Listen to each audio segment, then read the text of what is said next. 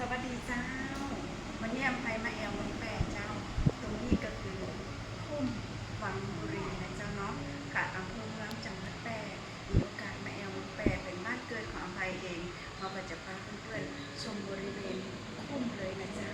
ไปกันเลยนะเจ้านี่เจ้าน้ำมาเลยบรรยากาศดีตัวนะเจ้าสำหรับคุ้มที่นี่เนาะค่ะบรรยากาศดีอยู่ในอำเภอเมืองนะคะสถานที่ตรงนี้เขาสามารถเอาเป็นที่ใช่ในสถานที่แบบงานแต่งงานอย่างนี้ได้ตัวนะเจ้าแล้วก็เป็นพิพิธภัณฑ์ที่เขาสามารถมาเรียนรู้หรือว่ามาชม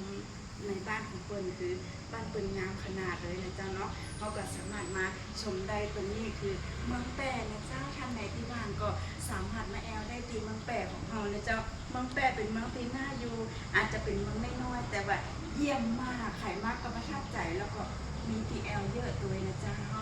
ค่ะดีๆเขาจะเดินตามเพื่อนๆไปชมด้านในนะเจ้าเพราะว่าตรงนี้มีบริเวณเยอะมากเลยนะเจ้าเนาะค่ะไปกันเลยนะเจ้านี่มาจุดตรงนี้เขาก็สามารถนั่งแล้วก็บางทีเพื่อนก็จะมีสมมติมาลงว่ามีไข่มาแอลตรงนี้ของแต่วันนี้เพื่อนยังไม่ได้เอาขึ้นมาเขาอาจจะมาเช่าเนาะ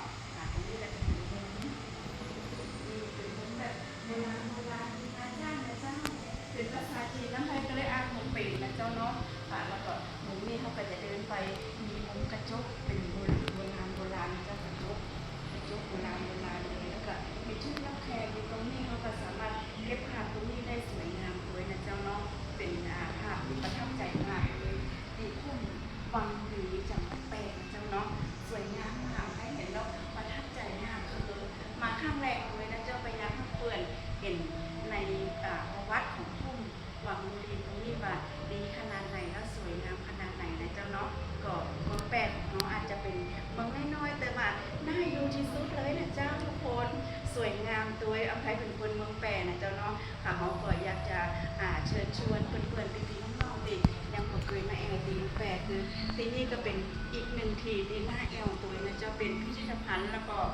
สามารถมาชมบรรยากาศดีๆเลยนะเจ้าเนาะค่ะเขาก็จะพาเพื่อนๆเข้าไปชมด้านในแป๊บนึงเนาะค่ะเตรียมพร้อมนะเจ้าอุปกรณ์นะเจ้าเนาะค่ะเราจะเดินไปชมสำหรับด้านในนะเจ้าเนาะค่ะเข้าไปเลยเจ้า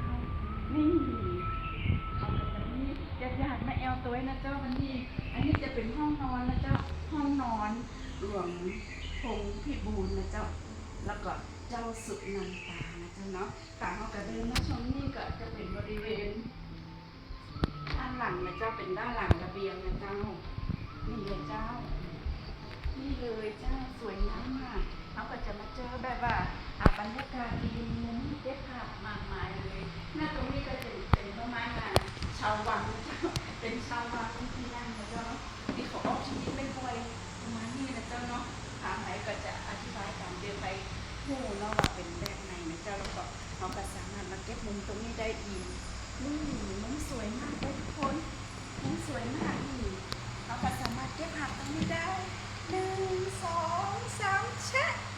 นี่เป็นยังไงเจ้าสวยงามมากเลยแล้วเขาจะพาเพื่อนๆไปดูด้านหน้าหรือด้านบันไดนั้นสวยงามเนาะนี่เลยเจ้านี่เป็นโบราณสถานนะเจ้าเนาะเข้ามาก็จะเจอแบบนี้เลยนะเจ้านี่เป็นโบราณมากเลยนี่ถ้ามาเมืองเหนือก็จะประมาณนี้นะเจ้าอันนี้ของห้องน้ำบวยเจ้าน้ำบวยแล้วก็มีน้ำตัวต้อนรับแขกเราก็สามารถดื่มน้ำตรงนี้ได้ตัวนะเจ้าน้ำสะอาดนะเจ้าเนาะดูดีมากเลยนะเจ้าเนาะบรรยากาศดีมากเลยนะเจ้าเนาะค่ะเขาก็สามารถมีมุมบันไ